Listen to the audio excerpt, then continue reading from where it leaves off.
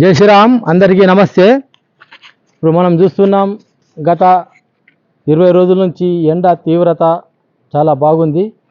మరి వాతావరణ శాఖ వాళ్ళు చెప్తున్న విధంగా 40 నుంచి 45 నుంచి 47 వరకు కూడా ఈ యొక్క ఎండ తీవ్రత పెరిగే అవకాశం ఉందని మనకు హెచ్చరికలు జారీ చేస్తున్నారు.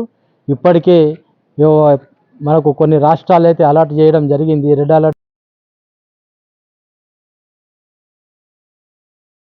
చేయడం జరిగింది. కాబట్టి ప్రజలు తగు జాగ్రత్త తీసుకోవాలి. ఈ 11-12 లోపు ఇంటికి వచ్చేటటువంటి ఏర్పాట్లు చేసుకోవాలి. ఎందుకంటే ఈ ఎండ చాలా భయంకరంగా ఉంది. ఈ షుగర్ ఉన్న వాళ్ళు, బీపీ ఉన్న వాళ్ళు ఎక్కువ మట్టుకు ఎండలో ఉండకూడదు. రాగంబలి కానీ, జావా ఇలాంటి ఒక ఓఆర్ఎస్ ప్యాకెట్స్ తాగడం ఇలాంటి ఎక్కువ తీసుకోవాలి పానీయాలు. తగిన జాగ్రత్తలు తీసుకోవాలి. హెల్త్ డిపార్ట్మెంట్ కూడా మనకు చెప్పడం జరుగుతుంది. అదేవిధంగా మన జాగ్రత్తల్లో మనం ఉండాలి.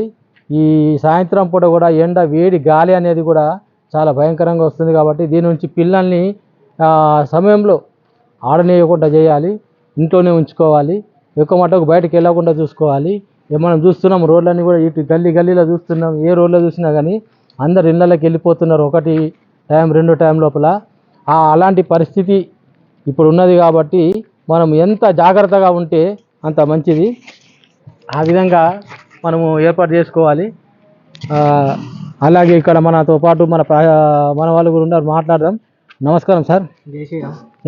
చెప్పండి సార్, మీరు మరి పేరు? రణవీర్. నా పేరు రణవీర్. సార్ ఎట్లా సార్ ఎండ ఎట్లా ఉన్నది? ఎండ చాలా పెద్దగా ఉందండి, చాలా బాగుంది. 45 నుంచి 50 డిగ్రీస్ చాలా టీవీలో కూడా చెప్తున్నారండి. మరి మీ కంపెనీలో ఎట్లా వెళ్తున్నారా?